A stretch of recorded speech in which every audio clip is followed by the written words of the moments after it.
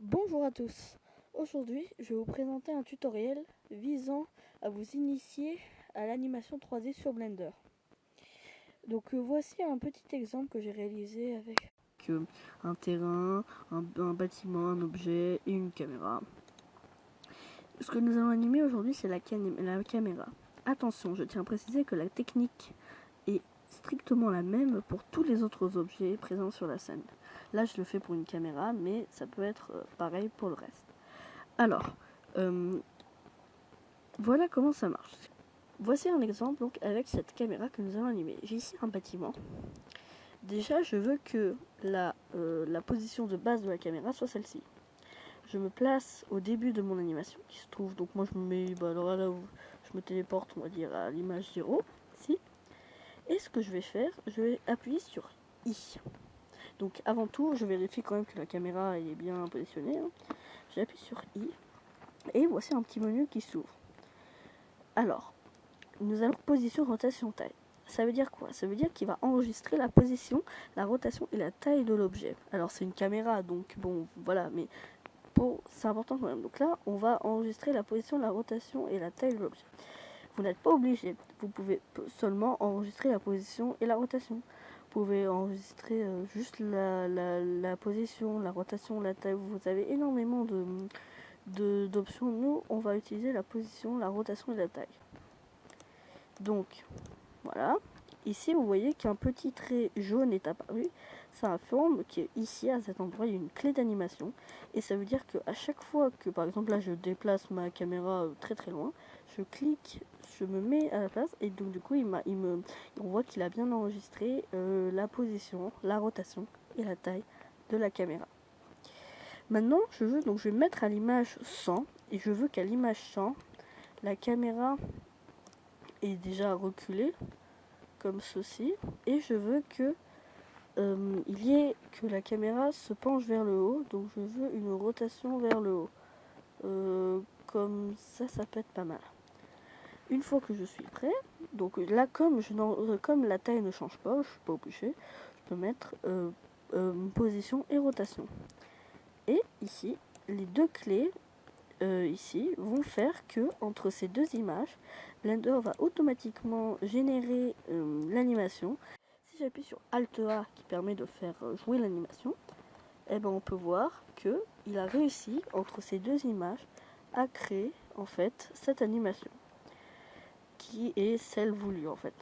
Ensuite, je vais me mettre à l'image 200 et je veux que ma caméra non seulement qu'elle est reculée comme celui-ci, mais je veux aussi qu'elle se penche vers le bas. Donc du coup, on va faire comme ça.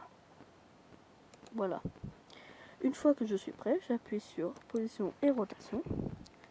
Et voilà, là vous avez l'image, vous avez vu. Donc on regarde l'animation dès le départ. Et là vous voyez bien que l'animation s'enchaîne correctement.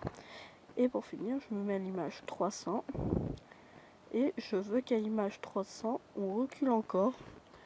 Et que ça se mette plutôt droit, donc comme ceci. Ça devrait le faire.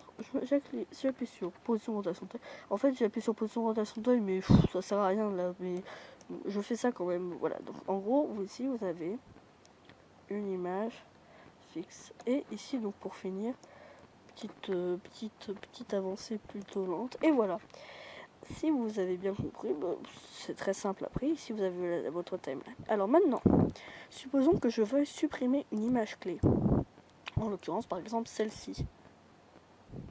Je vais sur une de mes vues, donc vous cliquez ici pour en faire une deuxième. Je vais pas le faire, enfin si je peux le faire si vous voulez, vous glissez et vous avez une deuxième vue qui apparaît. Donc moi je vais la supprimer parce que je n'en ai pas besoin. Mais voilà, donc sur cette vue, disons plutôt sur celle-là, je vais cliquer dans le petit menu et je vais aller sur Dop Sheet. Et ici, vous avez ce menu qui apparaît. En fait, c'est tous les points que vous voyez ici. Ce sont les points de votre objet en mouvement. Donc, ce que nous allons faire, par exemple, moi je veux supprimer cette image clé. Je vais la sélectionner. ici il m'a sélectionné cette image, j'appuie tout simplement sur supprimer et il m'a supprimé l'image. Donc je rappuie sur CTRL Z pour mettre, mais voilà. Voilà. Et sur ce menu, vous pouvez modifier l'emplacement en appuyant sur G. Vous pouvez modifier l'emplacement horizontalement de cette image clé dans la timeline. Et voilà. Après quelques petits travaux, vous pouvez, si vous avez une belle animation. Et cette technique marche pour tout. Pour si vous voulez agrandir un objet, ça marche aussi. Vraiment, c'est un truc, ça c'est très simple, mais c'est quand même important de le savoir.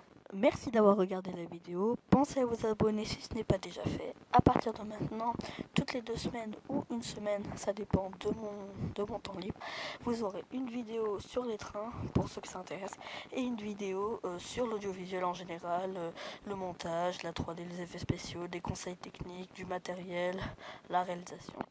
Du coup, nous nous retrouvons la semaine prochaine pour de nouvelles vidéos. Sur ce, ciao!